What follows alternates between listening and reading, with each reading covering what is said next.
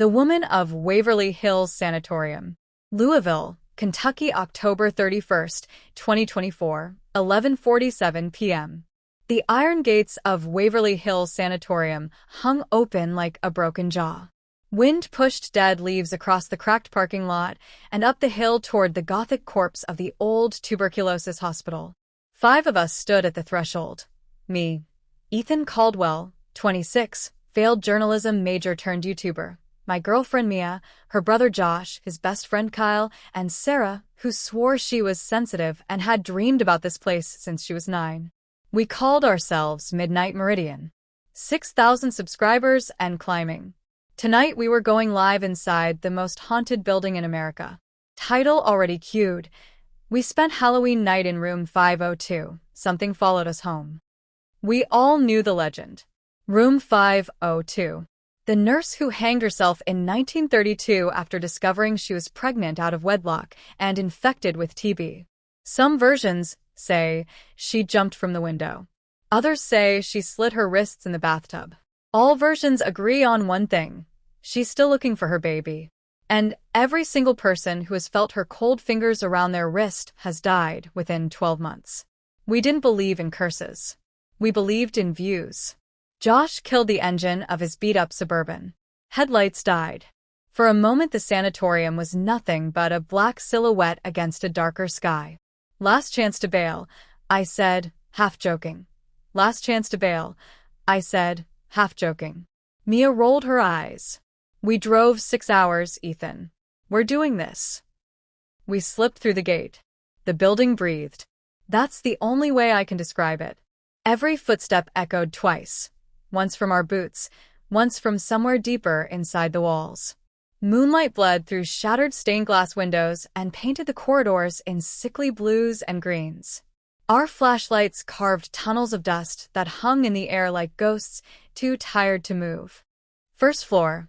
Operating theaters with rusted tables, shadow boxes full of yellowed medical records, wheelchairs lined up like they were waiting for patients who never came home. Second floor. The solarium where they wheel dying kids to breathe fresh air that never saved them. Third floor. The children's ward. We saved the 4th and 5th floors for after midnight. At 12:03 a.m. we started the live stream. Yo, what's up Meridian fam? We are officially inside Waverly Hills Sanatorium on Halloween night. Smash that like button if you think we're gonna die tonight. Chat exploded. Donations rolled in. Someone sent $50 with a message. Go to 502 alone. We laughed it off. By 1:30 a.m. we were on the 4th floor hallway. The temperature dropped 20 degrees the moment we crossed the threshold. Our breath fogged. The EMF reader Josh carried screamed red. Sarah stopped walking. She's here, she whispered. Mia aimed the camera at her. Say that again for the people in the back. Sarah's eyes were wide, pupils blown. She's crying. Can't you hear it? I couldn't. Not yet. We moved deeper. Past rooms where tiny handprints still smeared the walls at 3-foot height. Past the nursery with rusted cribs and a mobile of wooden stars that spun slowly, though there was no wind. Then we reached the nurse's station, a long counter, broken glass, an ancient logbook open to a page dated December 1932. Sarah reached out and touched the page. The crying started. Soft at first, like a woman trying not to wake someone. Then louder. Heartbroken, guttural sobs echoing from every direction and no direction at all. Kyle's bravado cracked. Okay, that's the wind or pipes or something, right? The sobbing stopped as suddenly as it began. Silence pressed against our eardrums. Then a single word, clear as if someone stood behind us. Baby. Mia S. camera glitched. The live stream chat went berserk. Donation $100. Get out now donation $200. She's right behind Sarah. I whipped around. Nothing. But Sarah was staring at the doorway to room 502, like it was the mouth of hell. We have to go in, she said. Her voice didn't sound like hers anymore. Josh shook his head. We said hallway only tonight. That was the deal. Sarah walked forward anyway, like someone pulled her by invisible strings. We followed because that's what idiots do. Room 502 was smaller than I expected. Peeling mint green paint, a rusted bed frame, a single window overlooking the courtyard 5 stories down. Moonlight painted a silver square on the warped wooden floor. Sarah stepped into that square. The temperature plummeted again. Frost bloomed across the window from the inside. She spoke without turning around. Her name was Mary Eleanor Whitaker, 27 years old. She loved a doctor who promised to marry her. When she got sick, he transferred to another hospital and left her here to die alone. The sobs returned, closer now.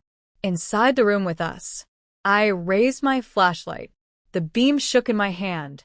And there she was, standing in the corner we'd all looked at 10 seconds ago and sworn was empty. A woman in a 1930s nurse uniform, once white, now gray with decay. Kapkruka. Long dark hair hanging in wet strands over her face. Her belly swollen with late pregnancy. Arms cradling something that wasn't there. Rocking. Rocking. Rocking. Her head snapped up. Where eyes should have been, there were only hollow black pits leaking something darker than blood. She opened her mouth. No sound came out, but we all heard the same sentence inside our skulls. "You'll do," Sarah screamed. Kyle bolted. Josh grabbed Mia. I grabbed Sarah's arm to drag her out. That was my mistake.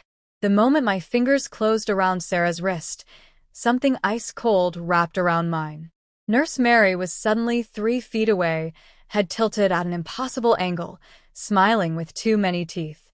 Her other hand, long, blue, ending in broken fingernails, closed over my wrist. Frostbite pain shot up my arm. I smelled formaldehyde and lilies left too long in water.